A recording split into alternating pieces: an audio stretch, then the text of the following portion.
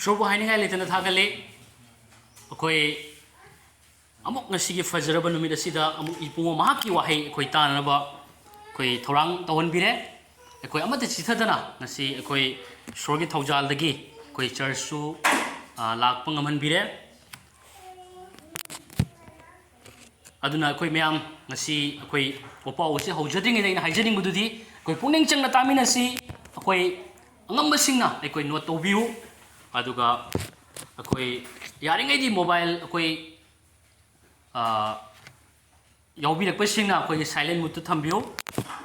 akoi ni shori wahi hai pa matamda amada akoi distract oidana ba aduga sandok pa ingonda su hena keni fajana akoi keni akoi sandok pa hena ngamna ba hai tai fajana aduna akoi ngasi yamna marui ba akoi topic akoi neinamina gani karino haiba matamda Thoujalna eikhoibu Ishorna penbigadaba punshi hinghalli haiba topic asigi matangda ekoi yengminagani isnau sing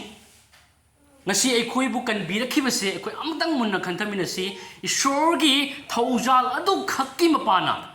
lemna ngasi eikhoibu kanbirakpani adusu thajabagi mapana amen karigi damaktano ngasi Ibungo mahakki Thoujal eikhoibu kanbiribase haina haiba taragadi ngasi taibangpanda leiriba Ibungo mahakna semikhaba miyoiba amatana nurok ta chatpai base Ishorna kaidonungda pamdebako adugi maramna ngasi aikhoi khudingmakse Ibungo mahakna ngasi kare ani kanbiba pami haitai lai phatabagi khutagi aikhoi se kanbiba pami haitai bako aduna adusu aikhoi khakta nate taibangpanda leiriba mi pumnamakse Ibungo mahakna kanbibase pamibo amen aduna Ishorgi waheina kari haibe matamda ahanba Timothy panduk anigi padam marida kari haibe matamda Maramdi mi pumnamakpu kanbiba amasung makhoina achumba bu sangkhona khangba Ibungo mahakna pambani hena haireba amen aduna masida inu uhanjaning bududi sangkhona achumba bu sangkhona khangba haina haibase inu uhanjaning masigi matangda aina haijaning bududi ngasi thajaba amoina asukki matik ekhoina khangdaba yadraba adudi karino haiba matamda ngasi Ishorna kanbiba pamli haina haiba sigumna ngasi aikhoina su mi khuding makse ngasi kanbiba Ibungo na pamiba adugumna aikhoina su kanbiba sineba masi aina haijaning bududi aduna mabu mana aikhoida pamiba sidi kanbibagi thabak tawbase mana aikhoibu pameba mana aikhoibu kanbire mana mipuno kanbire adu khakta natana aikhoina su achumba bu jangkhona khangbaidi Ibungo mahakna mi khuding mak kanbiba pami haibagumna aikhoina su mi khuding makpu kanbina ba thabak tawbase masibuni achumba bu jangkhona khangba Ibungo na pami haribase amen aduna kari hay matamda aikoi ani shuba Timothy ki panduk ani ki pada trang da kay matamda achumbagi wa du chumna sinaduna ikai pham thoktaba thabak shubami Ishorgi mafamda lawsinba yabu oina nasamak kathok janaba hotnau hai amen aduna siga kay matamda yamna mayak sena phungdoi kay matamda aikhoina ngasi kanbiyo phanglaba misak amoina Ishorna penbigadaba punshi aduda aikhoise karamba mongda kathokadage haibase ngasi aikoi yamna isani sabu wanghangjawa mathau tai karamba mongduna Ishorna ngasi aikoina kathokjaba pamliba se haibase akoi munna khanthaba mathau tai haibasini bako aduna wapawosi taminaraga aikoi hena Ishorgi achumba aningba adu aikoi khangminanaba akoi thorang tominasi aina ngasi ahambada thamjaningba ngasi ahanba poina dudi kaino haiba matamda Ishorna kaubiba aduda oina hingu haibasini Ishorna kaubiba aduda oina hingbase aikoi yamna mathau tare sinausin thajaba amoina aikoina khangdaba yadaba dudi kaino haiba matamda Krista da thajakraba mikuptagi aikoise Ishorga imung amata oikre haibasini po aduna Ishorgi imung oirabadi Ishorgi oiba adugumlaba mathaglomgi oiba aduda hena taibangpanda gi oiba posingdagi maruoina ꯑꯩꯈꯣꯏꯅ ꯈꯟꯕꯁꯦ ꯌꯥꯝꯅ ꯃꯊꯧ ꯇꯥꯔꯦ ꯍꯥꯏꯖꯅꯤꯡꯉꯤ amen ꯑꯗꯨꯅ ꯏꯁꯣꯔꯅ ꯑꯩꯈꯣꯏꯕꯨ ꯀꯧꯕꯤꯕꯗꯣ ꯑꯩꯈꯣꯏ ꯁꯦꯡꯅ ꯈꯪꯕ ꯑꯃꯗꯤ ꯃꯗꯨꯗ ꯆꯦꯠꯅ ꯂꯩꯕ ꯍꯥꯏꯕꯁꯤ ꯏꯕꯨꯡꯉꯣ ꯃꯍꯥꯛꯅ ꯌꯥꯝꯅ ꯄꯥꯝꯖꯕ ꯑꯃꯅꯤ ꯑꯗꯨꯅ ꯏꯆꯝ ꯆꯝꯅ ꯑꯩꯈꯣꯏꯕꯨ ꯏꯕꯨꯡꯉꯣ ꯃꯍꯥꯛꯅ ꯀꯟꯕꯤꯔꯦ ꯍꯥꯏꯕꯈꯛ ꯅꯠꯇꯦꯕ ꯏꯆꯤꯟꯅꯥꯎꯁꯤꯡ ꯑꯗꯨꯅ ꯀꯟꯕꯤꯕ ꯐꯪꯕ ꯃꯇꯝꯗ ꯑꯩꯅ ꯍꯥꯏꯖꯅꯤꯡꯕꯗꯨꯗꯤ ꯏꯁꯣꯔꯒꯤ ꯀꯧꯕꯤꯕꯗꯨꯁꯨ ꯑꯩꯈꯣꯏꯗ ꯂꯩꯔꯕꯅꯤ ꯍꯥꯏꯖꯅꯤꯡꯉꯦꯕ ꯑꯃꯦꯟ ꯑꯩꯈꯣꯏꯕꯨ ꯏꯕꯨꯡꯉꯣ ꯃꯍꯥꯛꯅ ꯀꯣꯜ ꯇꯧꯕꯤꯕ ꯀꯣꯂꯤꯡ ꯀꯧꯕꯤꯕ ꯃꯇꯝꯗ ꯀꯟꯕꯤꯕ ꯃꯇꯝꯗ 마디 거우비바 누가 로이나 간비 카버냐 해베세 아이나 아무까 하나 이자닝거든이 이스나우싱 아멘 아두나 쇼르기 와헤이나 그래 하이바 마탐다 수마이나 하이 아니 슈어 피터 판둑 아니기 바다따라 수마이나 하이 마람드나 아이기 이칠나우사 너코이부 거우비바 아마숭 칸독비바두 쳇한나바 마람 헤나 모우 너코이나 뿜나막 시 떠오르버디 너코이나 탁 너코이나 컷 후디 티로이 하이나 아코이 아니슈바 피터기 판둑 아니기 바다따라다 이두나 레이버고 아두나 마시다 하이바시 ख्वाइदगी मरुओइना अखोइना प्रभुगी कौबिबदुदा इशान इशाबु इजाजबसिन यामना मथौ तारेसे आमेन अदुना ngasi ईश्वरगी वाही अदुदा अखोइ मरम मोकपा इबुंगोगी अनिंगबा इबुंगोगी कौबिबदुदा अखोइ मरम मोकबसे यामना मथौ ताय बेसिनौसि आमेन खाइबे इनबसे यामना मथौ ताय हाबसिनि अदुना कौबिबदुदा अखोइ लेइरोइगे लेइगे हाबसिदि अखोइ ईश्वरनसु थिंबा ngamदेबको अखोइना खंगदबदि ईश्वरना केदोंदा नम्फु अखोइदा नमदना मागी थौगल मागी अनिंगबदुदा चत्तबा यादे हाबसे केदोंदा हाइरोइ हाइसु हाइदे ईश्वरना अखोइबु कौबिरे हाबसे अखोइ थमोइदगी याजना खंगगा मागीदमक हिंगबसे मागीदमक थोक्सबसे माना कौबिरे हाबसे खंगगा लेबसे माना पामे हाइताइब अदुना अखोइ मधुदा अखोइना ईश्वर कौबिबदुदा अखोइना लेब तारगदि कनानासु ईश्वर वाहेना कय ईश्वरगी वाहेना कय मतमदा मागी कौबिबदुदा लेरिबा मिसक अदो कय मतमदा कनानासु ngasi ईश्वरगी वाहेगी वांगमदा मासे लमसिराना पुथोकपा ngamde हायब आमेन मा सिराना बो मोंगना चलरोय मा खुदी थिनिंगाय ओबा पुंसिदो मा ओइररोय हायबसिनेबो मा कैदोंदा मा खुदी थिररोय हायबसे केना हाइजनिंगबदुनी अदुना अरोइबदुदा कय हाय होजिकि सेकेंड पीटरगी पंदु अनिगी पदा तरादुदा नखोइना पुनमसि तौरबदि नखोइना खक खुदी थिरोय हायबसिनी आमेन हालेलुया अदो ngasi amuk अखोइ अनिसुबा पॉइंट दा अखोइ चेंगमिनसि मतम खुदिंगमक्ता इबुंगोगी पेननबा ओइना हिंगु हाइना अखोइगी अनिसुबा पॉइंट सिदा इना थमजबदुनी अदुना ताइबंगपान सिदा अखोइ लेरिबा यमो ममा मपा ओइबा सिंगसिना मसा सिंगना अखोइ mama Mopa ओइबा सिंगी अपेनबा पेनगदबा थबक तोरक पाइसे यामना पामे mama Mopa ओइबा सिंगना mama Mopa ओइबा सिंगी मायोक्ता लेरकपासि Kanasu palm नते Mopa ममागी अनिंगबा पेनगदबदुदे हिंगलक पाइसे से अदुगिदमक ममा मपा ओइबा सिंगना मचा सिंगबु कयनि ngasi पोलक मतमदगी हौदना फाजना निंगथीजना मासे करेनी तंबी ताकपीदना achumba lamjingbidना हेना ngsaigi haiba inba oirangnबगी दमकता मयामा कोइ होनरिबदुनिको मा बोइबा सिंगना मसा सिंगु चेक्सिनना अदुना आइना मसिदा आइना हाइजनिंगदुदी मचा सिंगना mama बोइबा सिंगी अनिंगबा the तोलक्तबा मतमदा हाइबा इलक्तबा मतमदा ma'am ताइको mama Mopa ओइबा सिंगना पामिबदो मचा सिंगना इलक्तबा मतमदा ममा मपा ओइबा सिंगदो असुकि मति थमोइ सुइबको अदु वाइना ngasi हाइजनिंगदुदी हंडकी अखोइगी वर्ल्ड कैडेट जुडो चैंपियनशिप 2020 दा ngasi 22 गी अखोइगी वर्ल्ड गी ओइना अखोइ championship फंगदुना gold medal लौरखिबा अखोइगी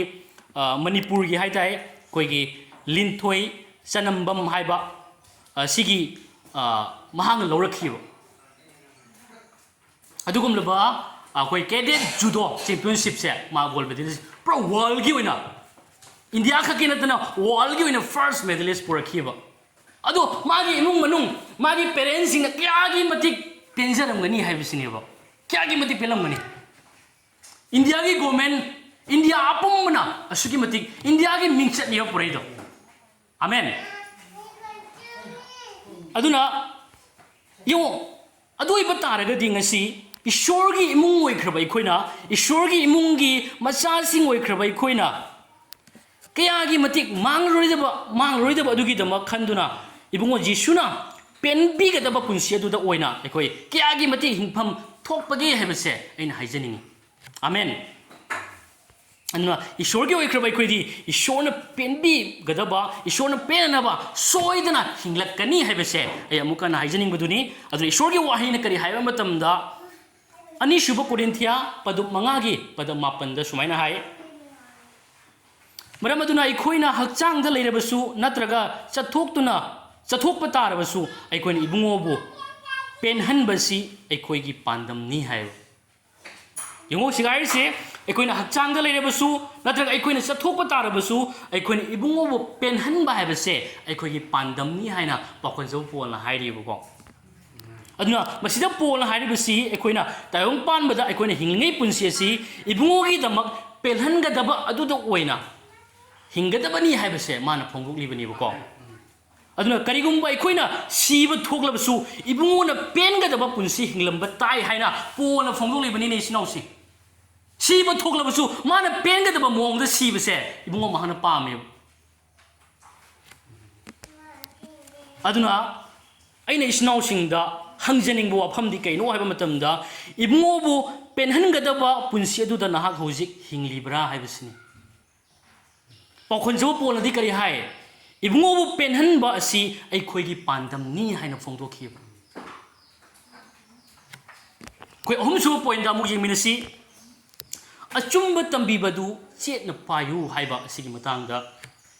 ina thamjabaduni ngasi eikhoina kanbiba phangkhra matungda achumba wapaw asina eikhoida karamba punsi hinghalli haibase eikoi munna eikoi khanthaba yamna changi haitai snowsing Ishorgi adugi damak khanba khaktana taduna koi ngasi thauna phana Ibungo mahaki damak kathok jabase eikoi ngamba mission amoina eikoi hinglibra haibase ngasi eikoi shana khantabam changibu aduna aina haijaring bududi akoi nomugi ngasi Christ da leira kanda akoi Christ se thamoi dagi cindadi loina phaba chimpha puba khangba adubu thamoi dadi Ishorgi obase dum lapthorpa haitai adugumba punsi aduda ngasi eikoi oirakli bra habase munna eikoi khantabam changiu adu khaktan natana ngasi hakchangi ba taibangpanda apamba apaiba amadi selgi apamba duna nahakpo hena nangi punsi da palaga ngasi leiribra hinglibra haibasinibu adu itaragadi aina isnausing haijing bududi achumba wahe adu ngasi eikoi olakpa tare haibasini achumba Thoujal aduna eikhoibu ngasi khajiktang kathokali haina kaidonungda haidi achumba Thoujal adu eikhoina leirakpa matamdadi Christagi damak punsi se mapung phana machet makayate khara khangnate mapung phana kathokhan bangamali kathoklei Christagi mating mangal ogida punsi aduda hinglai haibasini amen aduna pakhonjo polna haibado amuka eikoi ningsingminasi ahanba Timothy pandu marigi pada 33 ta sumaina hai waram sing asigi maramda khallu isnausing muna taminasi waram sing asigi maramda khallu maduda na sa pumba kathu adu erabadi nahak chaukhatli haiba mi khudingna ugani nahak na sa makki maramda amasung tambibadu da cheksilu madu tawduna layu adu erabadi nahak na nasamakpu amasung nahaki wa tabu singbu kanbigani haiba hallelujah masida ikoina maruoina uba phangbasidi nahak chaukhatli haibasini yongo nahak chaukhatli habasi ikoina uba phange haibadi kanbiba phanglo misak amoina ikoi Ishorgi oibadu khangba khakta tana ikoi kathok chaduna ikoi punsi se hinglibra haibasi ikoi khantawam changbai tai aduna Christego ibadu khaktada akoina khanjaduna hingliba misak oita haragadi soidana magi punsida magi thawaida punamakta ma chaukhatpado ma soidana phangani maramdi nahak soidana chaukhatli haibase polna haibiri duni bako aduna aikoina achumba tambibadu chena पाइरी हाइबदो ngasi aikhoigi punsigi mahai asina sakhi oigadoribane boisnausing aduna aikoi achumba tambibadu chenna pairi haibado ngasi nang aina hingliba kathokliba nang aina leliba punsi asina ngasi ishorgi achumba thaujal aduda leiri haibasigi sakhi ne bise emokana ningsingjaning maduni aduna aina isnausing da haijaning madudi aroiba matam adu akoi ngasi thungladringi matam asida aikoina achumba du chena paiduna asengbado akoi mapung phalousi Maramdi Thoujalna eikhoibu sengna hinganaba tambi haibasini aduna akoi ani shuba Peter ahumgi tramari ani shuba Timothy amagi mapanda kari haiba matamda ai ahan ba suruk toi pajarake ani shuba Peter gi pandap ahumgi tramari do aduna achan basa nakoina posing asi ngairi ngaida haibadi aruyo matam Ibungo na eikhoibu lokhat pigadaba adu ngairi ngaida haibani ngairiŋꯩꯗ ꯏꯁꯣꯔꯒꯤ ꯃꯥꯡꯗ ꯁꯦꯡꯅ ꯑꯃꯁꯨꯡ ꯑꯃꯛꯄ ꯂꯩꯇꯅ ꯂꯩꯅꯅꯕ ꯉꯝꯕ ꯃꯈꯩ ꯍꯣꯠꯅꯗꯨꯅ ꯏꯕꯨꯡꯉꯣꯗ ꯇꯥꯏꯅꯕꯤꯌꯨ ꯍꯥꯏꯅ ꯍꯥꯏꯌꯦꯕ ꯑꯃꯦꯟ ꯁ꯭ꯀ꯭ꯔꯤꯞꯆꯔ ꯑꯁꯤꯗꯒꯤ ꯑꯩꯈꯣꯏꯅ ꯎꯕ ꯐꯪꯕꯁꯤ ꯑꯆꯨꯝꯕ ꯇꯝꯕꯤꯕꯗꯨꯗ ꯑꯩꯈꯣꯏ ꯂꯩꯕ ꯍꯥꯏꯕꯁꯤ ꯁꯣꯏꯗꯅ ꯃꯍꯩ ꯌꯥꯜꯂꯛꯀꯅꯤ ꯍꯥꯏꯕꯁꯤꯅꯦꯕ ꯑꯃꯦꯟ ꯃꯍꯥꯛ ꯁꯣꯏꯗꯅ ꯃꯍꯩ ꯌꯥꯜꯂꯛꯀꯅꯤ ꯏꯁꯣꯔꯒꯤ ꯋꯥꯍꯩ ꯑꯗꯨ ꯉꯁꯥꯏꯒꯤ ꯃꯥ ꯆꯤꯟ ꯈꯛꯇꯗ ꯉꯁꯥꯏꯒꯤ ꯈꯪꯕ ꯆꯤꯟ ꯈꯛꯇꯗ ꯆꯤꯟꯐꯥ ꯄꯨꯕ ꯃꯥ ꯈꯛ ꯑꯣꯏꯔꯛꯂꯣꯏ Maram aduna achumba Thoujalna aduna ngasi Krishna lenglakpadu khaurangna ngaijaduna nongmonomogi mahak wangangda sangangda lichatta sajatta nungsibada kathokpada henna mahak ibungogi aningbaduda soidana hinglakani haibasini amen hallelujah aduna isnausing Ishorgi masai Thoujalna eikhoibu ngasi lemna kanbirakpa maramse ekoi yamna munna yamna luna khanu mathau tai ekoi kanbiri base karigino haiba matamda ngasi taibangpanda leiriba ekoi mangduna leiriba mi ama khakta nate mi pumnamak ase nang aina mahusilaga ekoina kanbina rumagi damakta ngasi eikhoibu ibungo mahakna kanbiba matamda mana kausu kaubire haibasini bako amen aduna ekoi asukki matik ngasi ekoi mahaki aningbadu da punsi ka thokjaba asi yamna mathau tai masini achumba bu changkhona khangbai base ibungo mahaki aningbada punsi ka thokja hobase asibuni aina haijaninge aduga ishorgi ibungo nung ngasi ekoi oikhrabanina ekoi mathaklomgi oibadu da hena ngasi ekoina taibangpanda bigi oiba adudagi hena mathaklomgi sagalibaki oibadu da hena ekoi ngasi khanba mathau tare aduna ishorna ekoi bu kobibadu sengna khangba madi Maduda aikoina chena leiba haibasi ibungo mahakna ngasi yamna pammi haibasini amen aduna icham chamna aikoibu ngasi ibungo mahakna kanbire haiba khakta nate kanbiyo matamda aikoise mangna kaubire haibasini mangna khandokpire haibasini bako aduna aikoina kaubibaduda leige natraga leiroige haibase aikoi isa da leire Ishorna kaidonungda nang aigi thaugalgi damakta aine kaubibise nang chattaba yade haina kaidonga haide yamna gentle loibi Ishorni khoi Ishor sidi aduna aikoina khangna tawbese mana pamba haitayebako adugumna ngasi aikoina leiba taragadi aikoi kaidonungda khudi thiraroi haibasiniba hena mahai yanbadu ugani haibasini aduna aikoi taibangpanjida leiringida akoi yengo ma paw ebesingnasu macha singbu Ningthidana semgatpa amasung mahapagi haiba imbuina mahapagi adugumlaba ikai khumno purakpado mingsak purakpado pamnadaba kanasu leiteba adugumna ngasi Ishorgi imung oikhrabai koise ngasi mangna roidaba adugi dama khallaga Ishorgi oiba imung dugi khallaga aikhoigi asengba yum dugi khallaga aikoi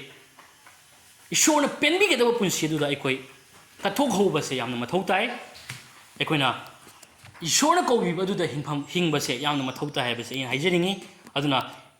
aikoina Ishorgi kaubibado kanbibado mana sengna khangba taragadi ma soidana ma Ishorgi aningbadu ma soidana hilakani Ishorgi pengadabadu ma soidana punsi kathorakani habasini bo ma adugi unatai nambada ma kaidong tawroi adugi maramna ma khudi thiba kaidong nangloi serana Ishorgi wahaibu thajaraga serana chatpa kaidong tawroi haibasini bako amen anna aikoina ngasi munna aikoina cheksin minaba yabadudi aikoi karamba punsi hingli haibase khoi yamna khanthaba changi ngasi aikoi thajakraba kanbi khraba matungda karamba punsi no ngasi aikoina hingli base haibase munna aikoi khanba mathau tai aikoi khanba khakta natana madugi dama kathok chabase aikoi oiribra haibase isana wang hangjaba mathau tai aduna aikoi nomu nomagi madugi ona tainabada chindadi ishor thamoidadi ishor lamna thamakpa taragadi ishorgi madu lamna lerakpa taragadi madu aikoi ngasi madu aikoi yamna section minaba mathau tai adugumbado ngasi aikoi da ibungo mahaki waheina madu leitananaba ishorna hairibasida aikoi hingmam changba haitayebako aikoi taibangpanda hakchanggi apaiba adugumlo mayama akoi aduda hena lupsanba ishorgi aningbaduda hena lupagi mahuta taibangpanda apaiba apamba sen pamba aduda oina lakpa taragadi apenba leitaba aduda oina lakpa taragadi madu aikoi achumba tambibase aikoi ngasi sengna khang mathau tai leiba mathau tai aikoi achumba sida aikoi ngasi hinghobase yamna mathau tai habisiniba aduna aikoi achumba thaujal aduna ngasi aikoida kare matamda Ishorna linglakpa adu ngaira kanda maduna lakti faw aikoiba lawradi fawba ngasi mana ngangbada sakpada kathokpada ibungo maki aningbada hingbada ngakpibada pumnamak asida mase kare ni yamna mahiyanba amoina fruitful oiba punsi ama ma soidana hinglakani ba ko soidana ni mana hinglaktoise nomu nomagi mase chautharakpa nomu nomagi hena ngakpibada nungsibada nolukpada wangang sangangda kathokpada hena ngasai ibungogi aningbududa oina hingbam thokpadu oina hingakta taragadi madu aikoi section mino mathau tai aduna aikoi ishorgi achumba wahese ngasida aikoi mayon base mathau tare habasnibako isana isa wunna khanthajarga aise ishorgi aningba magi apambaduda aikoi leblibra haibase magi penbigadaba aduda aikoi leblibra haibase aikoi yamna hujikse aikoi munna khanthaminasi aroibada aigi nungsijarabi isnau singda aina haijaningududi nahaki punsi adu aikoi mangduna leirambadagi nasi thaujal adu khaktana thajabgi mapana kanbire hairaga ishorgi imung henkrabaneba amen aduna adugumlaba punsi adu koi fanglaba taragadi aina ngasi mayamda hangjaningba wahangdudi Ishorna nahakbu kanbiba matamda mahaki maramgi damaksu kayani kobire call tobire haibase nahak khangba ngamlabra haibasini nahak ibungogi calling ado leire haibase nahak khangba ngamlabra natraga ishorgi kobiba dubu khangna hujiksu nahangna thausadaduna nahak leithuklibra haibasini ishorgi kobiba du de hingba misak khudingmakna polna haikibagumna ibungo penhanba asi aikoigi pandamni haina ma soidana hairakaniba hingakaniba ko ishorgi kobiba dubu thausadaba adugumlaba thausadana hingliba isinaw adudi ishorgi haibe inba adugumlaba maram mokpa adudi ma ishorgi haibe inba ishorgi wahaida leiba maram mokpa ishorgi macha adudi sungoi oidrebase aina haijaningi aduna maki ishorgi adugumlaba wahaigi wangmada adugumlam misak adudi wahai dugi wangmada masi leire hairaga masi yamna khudi thiningai ba punsi amada ma khong thangi haibase aina haijaning baduni aduna aroibada isnau sing Thoujalna eikhoibu Ishorna penbigadaba punsi adugi wangmada kaidau nungda hinghande haibase eikoi munna khanthabiyu haina aina aroibu in haijaningi huji eikoi Ishorgi mahamda changjaminasi thagachiri prabhu ibungo nahaki achumba Thoujala sina nahangna penbigadaba punsi aduda hinghalli nahangna kaubiba adu masak khangna hinghalli taibangpanda sida aikoi ibungo nahaki maigei romda chokhatpadu oihalli madugumlaba nahaki kaubibadu masak khangna chaliba misingche yamna mahai yanba taibangpanda sida ibungo masidagi hauna mahai yanbu oihalli habase nahaki wahi asidagi koi tamina khre akoina thajaba amoina kanbi khraba misak amoina ibungo nahaki wahi adudagi ꯑꯩꯈꯣꯏꯒꯤ ꯍꯛꯆꯥꯡꯒꯤ ꯅꯨꯡꯉꯥꯏꯕ ꯑꯄꯥꯝꯕ ꯑꯄꯥꯏꯕ ꯁꯦꯜꯒꯤ ꯑꯄꯥꯝꯕ ꯑꯃꯁꯨꯡ ꯉꯥꯡꯕ ꯁꯛꯄ ꯋꯥꯍꯩ ꯋꯥꯇꯥ ꯂꯤꯆꯠ ꯁꯥꯖꯠ ꯀꯠꯊꯣꯛꯄꯗ ꯑꯃꯁꯨꯡ ꯁꯦꯡꯗꯕꯗ ꯑꯗꯨꯝ ꯑꯩꯈꯣꯏꯅ ꯂꯩꯔꯛꯄ ꯍꯥꯏꯕꯁꯤ ꯇꯁꯦꯡꯅ ꯅꯍꯥꯛꯀꯤ ꯋꯥꯍꯩ ꯑꯗꯨꯒꯤ ꯋꯥꯡꯃꯗ ꯂꯩꯔꯤꯕꯅꯤ ꯍꯥꯏꯕꯁꯦ ꯅꯍꯥꯛꯀꯤ ꯋꯥꯍꯩꯗꯒꯤ ꯑꯩꯈꯣꯏ ꯈꯪꯃꯤꯟꯅꯔꯦ ꯄ꯭ꯔꯚꯨ ꯅꯍꯥꯛꯀꯤ ꯋꯥꯍꯩ ꯑꯗꯨꯗ ꯅꯍꯥꯛꯀꯤ ꯊꯧꯖꯥꯜ ꯑꯗꯨꯗ ꯂꯩꯔꯤꯕ ꯃꯍꯥꯛ ꯑꯗꯨꯗꯤ ꯁꯣꯏꯗꯅ ꯅꯍꯥꯛꯅ ꯄꯦꯟꯕꯤꯒꯗꯕ ꯑꯃꯁꯨꯡ ꯅꯍꯥꯛꯅ ꯂꯥꯛꯇ꯭ꯔꯤꯐꯥꯎ ꯂꯦꯡꯂꯛꯇ꯭ꯔꯤ ꯐꯥꯎꯕ ꯏꯕꯨꯡꯉꯣ ꯑꯁꯦꯡꯕꯗ ꯃꯄꯨꯡ ꯐꯥꯍꯜꯂꯦ ꯍꯥꯏꯕꯁꯤ ꯎꯕ ꯐꯪꯉꯤ ꯄ꯭ꯔꯚꯨ ꯑꯩꯈꯣꯏ ꯁꯦꯡꯅ ꯍꯤꯡꯖꯗꯨꯅ ꯄ꯭ꯔꯚꯨ ꯑꯩꯈꯣꯏꯒꯤ ꯄꯨꯟꯁꯤ ꯑꯁꯦ ꯍꯦꯟꯅ ꯑꯁꯦꯡꯕꯗꯨꯗ ꯙꯔꯃ ꯆꯦꯟꯕꯗꯨꯗ ꯆꯥꯎꯈꯠꯍꯜꯂꯤ ꯑꯃꯁꯨꯡ ꯑꯩꯈꯣꯏꯒꯤ ꯄꯨꯟꯁꯤꯗ ꯂꯥꯏ ꯐꯠꯇꯕꯒꯤ ꯈꯨꯗꯣꯡꯆꯥꯕ ꯑꯃꯠꯇ ꯉꯁꯤ ꯐꯪꯗꯗꯨꯅ ꯑꯩꯈꯣꯏꯁꯦ ꯄ꯭ꯔꯚꯨ ꯁꯔꯒꯒꯤ ꯑꯣꯏꯕ ꯑꯗꯨꯒꯨꯝꯂꯕ ꯅꯍꯥꯛꯅ ꯄꯤꯕꯤꯈ꯭ꯔꯕ ꯃꯇꯤꯛ ꯈꯨꯗꯤꯡꯃꯛꯁꯦ ꯃꯄꯨꯡ ꯐꯥꯅ ꯁꯤꯖꯤꯟꯅꯕ ꯉꯝꯕ ꯃꯤꯁꯛ ꯑꯗꯨꯃꯛ ꯏꯕꯨꯡꯉꯣ ꯅꯍꯥꯛꯅ ꯑꯣꯏꯍꯜꯂꯤ ꯍꯥꯏꯕꯁꯤꯅꯤ ꯑꯗꯨꯅ ꯑꯩꯈꯣꯏ ꯃꯗꯨꯒꯨꯝꯂꯕ ꯁꯔꯒꯒꯤ ꯑꯣꯊꯣꯔꯤꯇꯤ ꯄꯨꯝꯅꯃꯛ ꯑꯆꯨꯝꯕ ꯄꯨꯝꯅꯃꯛ ꯀꯧꯕꯤꯕ ꯑꯗꯨ ꯃꯁꯛ ꯈꯪꯅ ꯍꯤꯡꯂꯤꯕ ꯃꯤꯁꯛ ꯑꯗꯣ ꯅꯍꯥꯛꯀꯤ ꯊꯧꯖꯥꯜꯅ ꯍꯤꯡꯍꯜꯂꯤ ꯊꯧꯖꯥꯜ ꯑꯆꯨꯝꯕ ꯊꯧꯖꯥꯜ ꯑꯗꯨꯅ ꯃꯗꯨꯒꯤ ꯄꯨꯟꯁꯤ ꯑꯗꯨꯗ ꯂꯝꯖꯤꯡꯕꯤ ꯍꯥꯏꯕꯁꯤꯅꯤ ꯄ꯭ꯔꯚꯨ ꯊꯥꯒꯠꯆꯔꯤ ꯄ꯭ꯔꯚꯨ ꯉꯁꯤ ꯑꯩꯈꯣꯏꯒꯤ ꯆꯔꯆꯇ ꯂꯩꯔꯤꯕ ꯑꯩꯈꯣꯏ ꯏꯆꯤꯟ ꯏꯅꯥꯎ ꯈꯨꯗꯤꯡꯃꯛꯇ ꯉꯁꯤ ꯑꯩꯈꯣꯏ ꯍꯦꯟꯅ ꯑꯆꯨꯝꯕꯗꯨꯗ ꯃꯤꯀꯞ ꯊꯣꯛꯂꯀꯥꯟꯗ ꯑꯩꯈꯣꯏꯅ ꯑꯆꯨꯝꯕ ꯅꯠꯇꯕ ꯑꯗꯨꯒ ꯑꯩꯈꯣꯏꯒꯤ ꯄꯨꯟꯁꯤꯗ ꯏꯁꯣꯔꯒꯤ ꯑꯅꯤꯡꯕ ꯅꯠꯇꯕ ꯏꯁꯣꯔꯒꯤ ꯑꯅꯤꯡꯕꯒꯤ ꯋꯥꯡꯃꯗ ꯂꯩꯔꯤꯕ ꯈꯨꯗꯤꯡꯃꯛ ꯄ꯭ꯔꯚꯨ ꯃꯗꯨꯗꯒꯤ ꯂꯩꯊꯣꯛꯑꯀꯥꯟꯗ ꯄ꯭ꯔꯚꯨ ꯑꯩꯈꯣꯏ ꯅꯍꯥꯛꯀꯤ ꯑꯆꯨꯝꯕꯗꯨꯗ ꯆꯞ ꯆꯨꯝꯅ ꯂꯦꯞꯄ ꯉꯝꯅꯕ ꯑꯩꯈꯣꯏꯗ ꯋꯥꯈꯜ ꯇꯥꯛꯄꯤꯅꯕꯤꯌꯨ ꯑꯩꯈꯣꯏ ꯃꯄꯨꯡ ꯐꯥꯗꯕ ꯑꯣꯏꯕ ꯇꯥꯔꯒꯁꯨ ꯅꯍꯥꯛꯀꯤ ꯑꯆꯨꯝꯕꯗꯨꯅ ꯍꯦꯟꯅ ꯑꯩꯈꯣꯏꯕꯨ ꯁꯦꯝꯒꯠꯄꯤꯌꯨ ꯑꯆꯨꯝꯕꯗꯨꯗ ꯑꯩꯈꯣꯏ ꯂꯩꯍꯟꯕꯤꯌꯨ ꯍꯥꯏꯕꯒꯤ ꯏꯕꯨꯡꯉꯣ ꯍꯥꯏꯖꯕꯁꯤꯒ ꯂꯣꯏꯅ ꯇꯥꯃꯤꯟꯅꯈ꯭ꯔꯕ ꯑꯃꯁꯨꯡ ꯍꯥꯏꯗꯣꯛꯈ꯭ꯔꯕ ꯋꯥꯍꯩ ꯈꯨꯗꯤꯡꯃꯛꯁꯦ ꯏꯕꯨꯡꯉꯣ ꯅꯍꯥꯛꯀꯤ ꯃꯤꯡꯗ ꯌꯤꯁꯨ ꯈ꯭ꯔꯤꯁꯇꯒꯤ ꯃꯤꯡꯗ ꯈꯨꯗꯤꯡꯃꯛꯁꯦ ꯂꯥꯟꯊꯣꯛꯆꯔꯤ ꯑꯃꯁꯨꯡ ꯅꯆꯥꯅ ꯉꯁꯤ ꯄꯤꯖꯔꯤꯕ ꯁꯥꯔꯃꯣꯟ ꯑꯁꯤ ꯄ꯭ꯔꯚꯨ ꯑꯩꯈꯣꯏ ꯈꯨꯗꯤꯡꯃꯛꯀꯤꯗꯃꯛꯇ ꯕꯣꯔꯒꯤ ꯃꯁꯛ ꯁꯣꯏꯗꯅ ꯑꯣꯏꯍꯟꯕꯤꯒꯅꯤ ꯍꯥꯏꯕꯒꯤ ꯊꯥꯖꯕꯁꯤꯒ ꯂꯣꯏꯅꯅ ꯌꯤꯁꯨ ꯈ꯭ꯔꯤꯁꯇꯒꯤ ꯃꯤꯡꯗ ꯍꯥꯏꯖꯕꯅꯤ